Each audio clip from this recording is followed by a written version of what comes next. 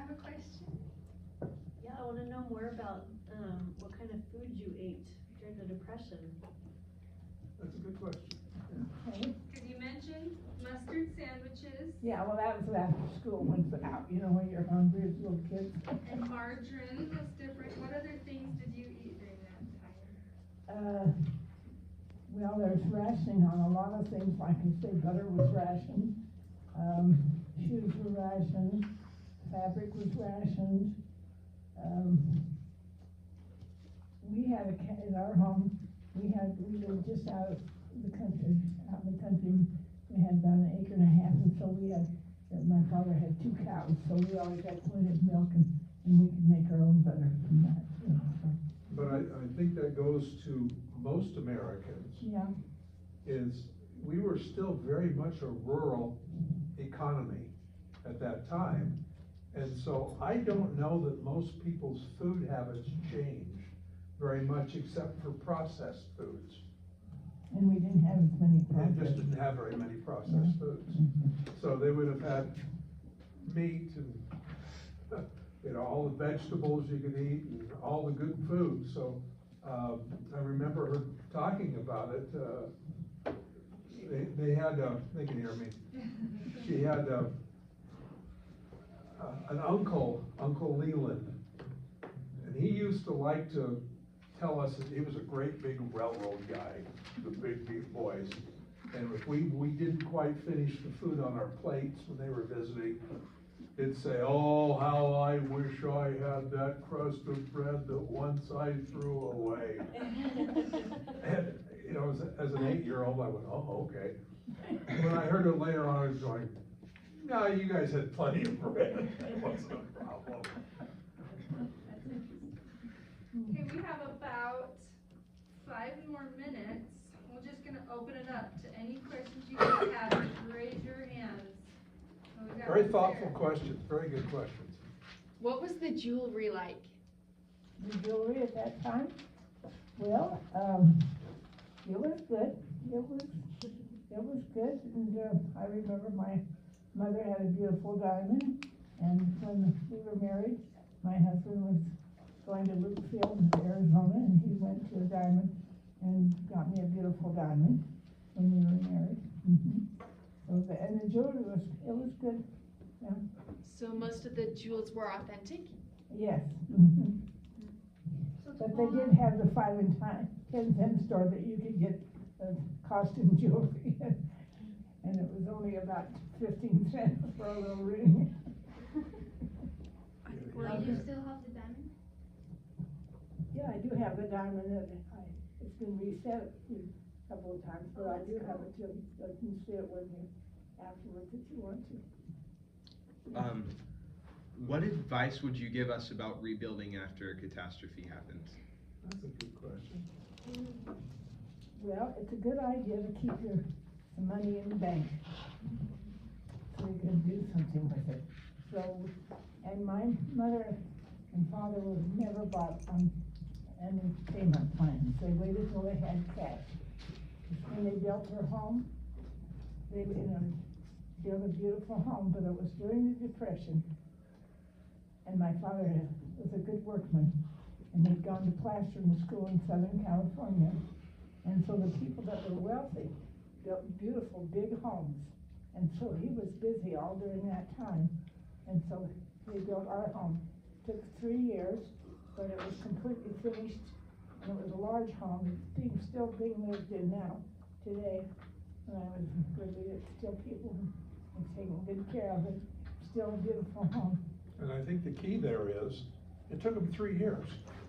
but it was paid for. So they just, you know, that kind of a home now would probably take 4 to 5 months, it would do. But they just, it would work, buy something, build on, and just kept. Are you asking more of society rebuild or rebuilding? Both are good. I like Mhm. You have another question?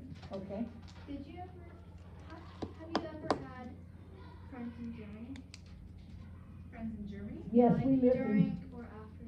We lived in Germany for 3 years, and lived, Mark remembers that.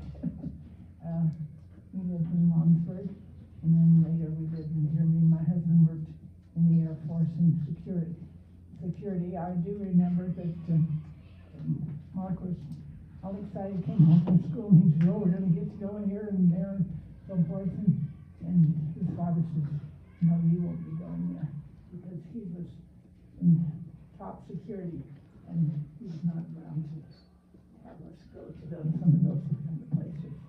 So, yeah, we lived in Germany for 3 years, and when we moved there, I was 4. We left there when I was 7.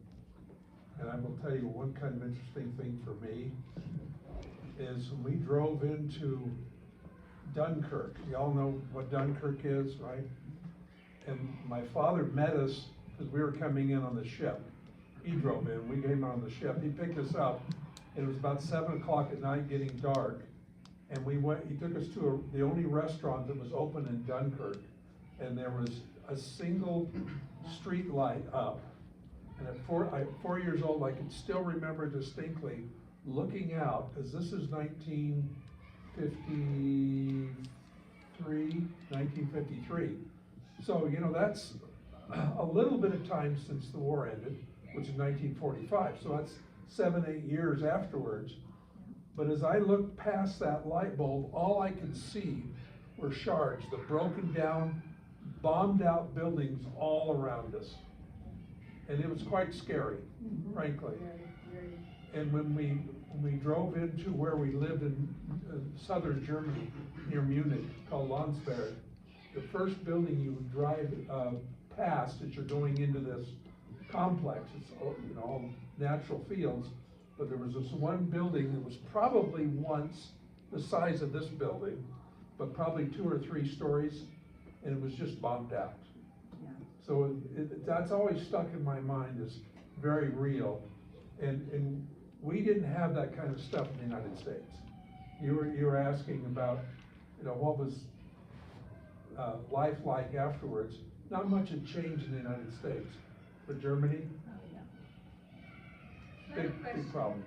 So Gramps was in a POW camp for 16 months, Yeah, he was missing in action. and he wasn't treated very nicely. No, No. he wasn't. What was your feelings and Gramps' feelings after the war towards the Japanese, and did you get a chance to go back to Japan and see the places?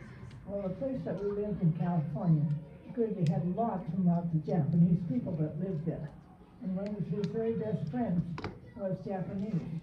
And but he fought for the United States, and he was stationed in Italy. And when they got back together, they just had a big hug, and they went deer hunting together. After all of that, no problem. Yeah. I will tell you, my father had every reason to hate the Japanese, okay? He was tortured, his men were tortured, they were beaten constantly, everything you want to think of that way. I never heard my father ever say anything negative about Japanese people. Why? He wasn't like that. You forgave them? He didn't. I think he just figured that was part of life. And now he said some bad things about the Japanese guards, Yeah, because they were brutal. They were good. He But- was beaten until they fall down. Well, the Japanese, the people that lived around them in Ofunu would come down to see the Americans to give them some little food or something. The Japanese guards would go out and beat the Japanese people. So my father could distinguish between the Japanese guards and the Japanese people, and he had nothing but positive. It never was negative, ever, right? They were hungry too. Yeah, they were hungry. Yeah. I could tell you a real quick story. When the war ended, the B-29 flew over and dropped parachutes of food to Ofunu prison camp. And the Americans all got this huge amount of food and were preparing it. Guess what they did? They fed the Japanese people. The villagers came down, and the Americans who were starving fed the Japanese people. I think it's The pretty parachute important. broke and all this food came down. Yeah, but I think it's extremely important to note that. That's the kind of people the American soldiers were. I have a question. Didn't Gramps make a spoon in the prisoner of war camp? Yeah, he did. So like, what's the story behind that? Well, they didn't have any, Microphone. didn't really have any utensils, and so he, just took a rock and some bamboo, and he made himself a spoon, and he made himself a knife, and a fork. I lost the fork, but I've still got the one bamboo stick, and the spoon, so I have nothing against by his thing. Yeah. Yeah, if you have any other questions that will come to your mind, just ask. I have one more. So he got a lot of medals, right? And like, how many? Well, medals are, getting a medal is fairly easy because they like to give them out so people can do that. The real question is which ones. Now, the highest is the Congressional Medal of Honor. He did not get that. But the next one is the Silver Star. He got that 3 times. How do you get that? That was during Pearl Harbor. Yeah. And he climbed up a tower where the spotters were to where the radio was, and there were Japanese Zeros shooting at him, or they were doing it. So he got up there because he had to get onto the radio because he knew of a squadron of unarmed B-25s that were flying in from the West Coast. And they didn't know anything about this attack on Pearl Harbor. And he got up there with all the bullets going around and called them off and says, you know, we're under attack, go away, go away. And the squadron was able to go around, and they were all saved. He also got them for pulling planes out of the hangar and saving some people. And you know, I never knew about this until I read the newspaper clipping talking about this. I went, Dad, you never told me that. He goes, oh, just doing my duty. I said, yeah, but you said you weren't a hero. He said, I wasn't. Somebody had to do it. You know, so. So one of the things we're doing for our class is we're focusing on what a hero is. And anytime we hear hero characteristics, we're putting it up on that poster over here. One of the things that was put down is humble. A hero is humble, selfless, and doesn't think about the praise. Well, Sees a need and fills it. There was another time, this is actually was taken and put in a movie. There was another time as they pull out of the hangar, a Japanese Zero came strafing at them. All the guys, there were 10 guys, jumped into a bomb crater. And they dropped out a handheld bomb. And they're about this big, dropped it out right in the middle of the crater. And my dad saw it, it was coming down, hit. It didn't explode, thank goodness. He jumped over, got it, and threw it out. And when it went out, it exploded. And he gave a medal for that. And I said, Dad, that was heroic. He goes, what was I gonna do? Let it just blow up on us? I said, no, Dad, that was important. Drove me crazy.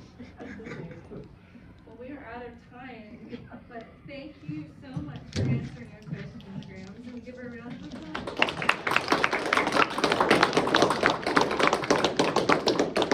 I think it's nice to be here with all of you. Very nice.